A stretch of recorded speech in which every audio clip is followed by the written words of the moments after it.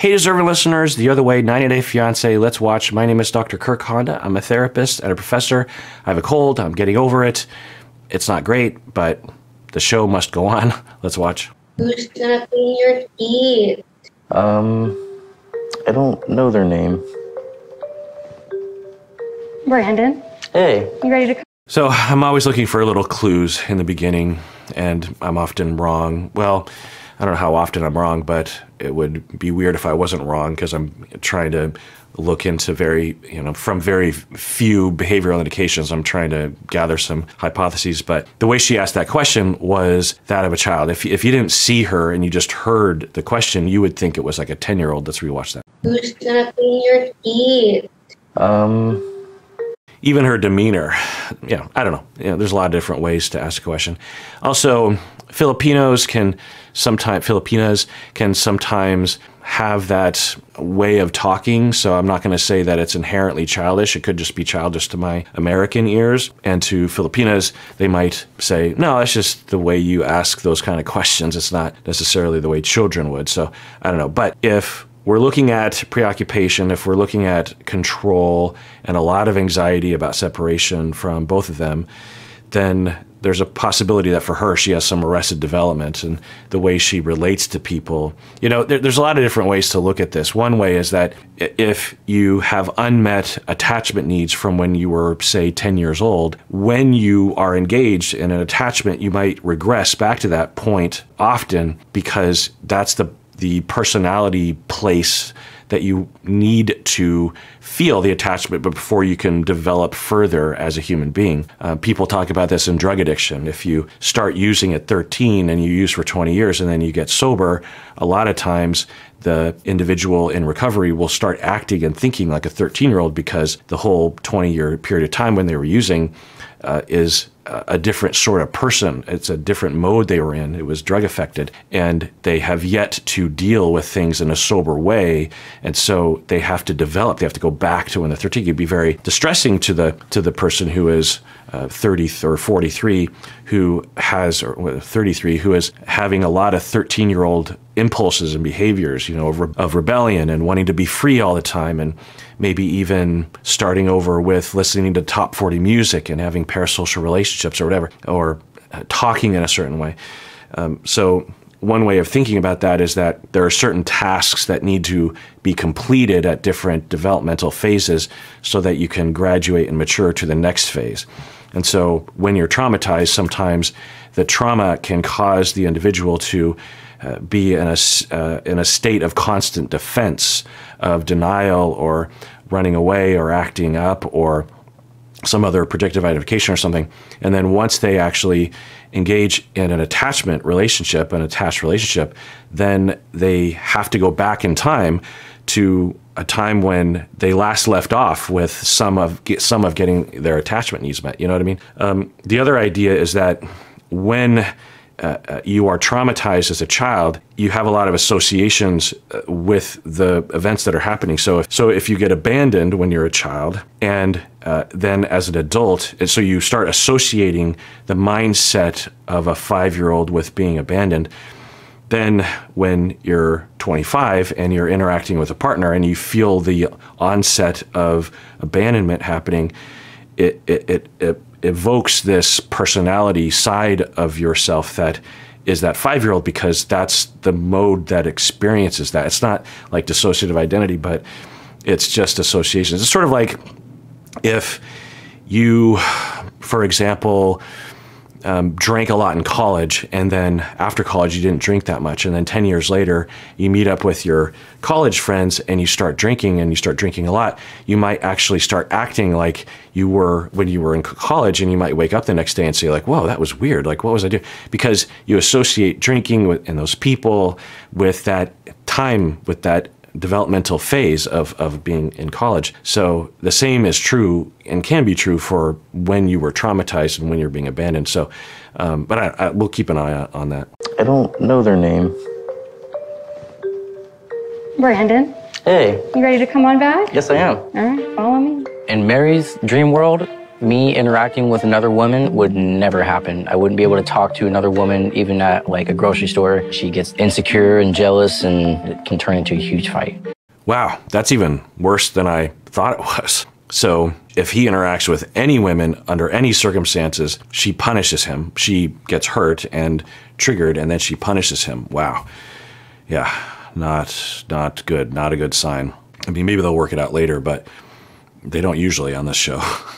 So, yeah. I'll call a little bit of shenanigans on the show right now because, you know, the camera crew's only there for a period of time. So he just happened to have a teeth cleaning, and the person doing the teeth cleaning happens to be a conventionally attractive young woman. So it's maybe a setup to trigger her. I don't know. Is it okay if I put the phone up somewhere where my significant other can see me? Of course. Okay, so I'm guessing that people watching this would be like, oh, this is weird and invasive, and it appears like it might be because it appears he doesn't want to do this all the time. I don't know. It also appears that Mary is forcing herself in the situation. Anyway, but I will say as a broader topic, there's nothing wrong with bringing your support system, you know, one person, maybe two, to an appointment like this if you want the support, or you just, usually, I'm sure that, I wonder, you know, does anyone work in dentistry and might be able to answer this question as to whether or not this would be annoying to you or not? I mean, I'm sure it wouldn't be a great thing to just have someone watching your every move, but I will say that I've been in a situation where I'm in his shoes or I'm in her shoes, and I've seen different reactions from different medical providers. Some medical providers are totally fine with the support person being there, and some medical professionals seem to really get annoyed and just like, you know, how come this person's here? I mean, sometimes it's fine if it's like, this isn't necessary. She doesn't have to be there. But in other situations, someone might be having a lot of anxiety and they want their support person to help them, or maybe a lot of things are happening at once because it's sort of an emergency, and the patient doesn't have the brain power to catalog everything that they're being told and all the different medications that they're being given. There's actually this one time when I was the patient and my wife was there, and the medical providers were doing a lot of different things to me. Maybe I should explain. Have I ever told this story on the podcast before or on the YouTube channel before? It was Mardi Gras in 2020. So this was when COVID was being spread. And apparently a lot of people had already contracted it at Mardi Gras in New Orleans and in Louisiana. No one knew it. Everyone thought of COVID as just being a Seattle thing at the time, but apparently it was rampant all across the country, particularly at Mardi Gras, because everyone's like smashed up against each other. I mean, the crowds inside, outside. Anyway, I had a po' boy sandwich, a very spicy po' boy sandwich from a very famous, I think, po' boy sandwich place on Bourbon Street, and I was tired. It was the afternoon. Me and my wife went back to the hotel. We took a nap, and I woke up and I'm scratching. Mind you, I'm not before this point, I was never allergic to anything. I had been tested and I had no allergies. Well, I should caveat that with I have a fair amount of snot, and apparently, according to the physician, the allergist, it's not because of an allergy, which usually I might say I have allergies. You know, sometimes I'll be like, I have allergies, this kind of thing. But I've heard they're not technically allergies. It's like just some other condition that doesn't have to do with an allergy. Anyway, so, you know, an overactive snot gland or something. Anyway, I'm at Mardi Gras, waking up from a nap, and I'm scratching, look in the mirror, and I don't recognize my face. It's all puffed up and red and splotchy, and I'm like, huh? What's happening? Well, I didn't know it, but I was having an allergic reaction. Apparently, at the age of 50 or 49, or however old I was, I suddenly developed an allergy to crustaceans, to lobster, shrimp, crawdads, crayfish, that kind of thing. Shrimp, did I say shrimp? Crab is another one. You know, it's from Seattle, like that's all we eat up here, is that sort of stuff. So anyway, I apparently had an allergic reaction, and there's a whole epic story, but very shortly told is the parades were on the street that the hotel was on. We were right on Canal Street, and the hospitals and all it was Sunday, I believe, and the urgent care center was a few blocks away, but you would have to cross the parade to get there. And if you've never been to Mardi Gras, I thought Mardi Gras was just like one parade. No, it's dozens of parades all over the city for like 10 days or a week or something. And they go on for hours and hours. Sometimes there'll be multiple parades on your street in the same day. So basically there'll be streets where you can't really cross very easily. And then another factor happened was the day before that this happened, because so I'm trying to get to the hospital because I don't know what's happening. And a couple people were, I don't know what happened, but they got run, and these parade floats at Mardi Gras are these giant things. They're not just like, some of them are small, but a lot of them are really, really big, where you could have like 30 different people in these kind of creepy hoods with face masks, and they throw stuff at, and people are always like, throw me the toys, and which can be kind of fun, but sometimes you get hit in the head with stuff. So what happened was a couple people got run over by the floats of the parade and died the day before, and so the police were really clamping down and saying no one can cross unless we authorize it. And they very rarely would authorize a crossing because, I guess, just because of logistics of the parade and stuff. Well, anyway, I have to get across the street, and I can't. I'm trying to make my way through the crowd, and I'm trying to cross, and people are like, no, and the crowds are so packed together, and I'm asking politely. I'm saying, hey, could I get past here? I'm not trying to get in front of you to get a better, because people really clamor to get to the front of the crowd so that they can get the toys and stuff. And so for some people, like we had a waitress who was telling us that for her and her family that goes back generations, they have been going to the parades that throughout the centuries or decades, and they always get this one coconut thing that's very coveted. I don't know what it is, but so it's a big deal getting these things from the floats. And so anyway, I'm trying to make my way up, and I'm not trying to get a better spot. I'm actually trying to cross the street because I'm having a medical emergency. People were not letting me through, which was a little disheartening. At some point, I get really close to crossing, and there's a police officer, and the cop says, no, you can't cross. And I go, noise, crowds, all sorts of stuff. This is the middle of the day. And I'm like, I'm having an allergic reaction. I need to get to the hospital. Can I please just cross? I'm just going to run across. And he's like, no, no one can cross, no one can cross. I'm like, I'm sorry. And so I try to explain to him like 5 times.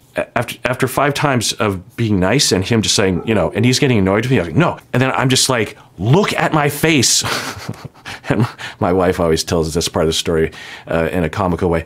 Look at my face. I don't know what I said, but I was like, does this look like this is normal? Or, look at what's happening to my face. Because, and he looks, and it's like for the first time his brain switched, and he's like, oh, he's like, well, there's a medical tent over there across the street. And I'm like, okay, let's go there. Anyway, we go over there, and then I sit down, and the paramedics or the medical staff start asking me all these questions, and I'm like, well, I think I'm having an allergic reaction. I don't know. And then they're like, what's going on with you? And I have this rash, and they're saying, how's your breathing? How's your heart? How, they're hooking me up to IVs and everything. And they're asking me about, how, is your throat closing? Because that's the worry, is that you're going to swell up so much that you can't breathe and then you die. So there was, questions about that. And I was like, you get in your head on this, and I still to this day don't really know if this was happening, but I was like, well, it kind of feels like my throat is swelling up, but I can't really tell. And, I've never had that feeling before. What does it feel like when your throat starts to close up due to swelling? I don't know. And I wanted to give them the information. And so they start shooting me in the IV with just like all these syringes, and I'm just like, huh?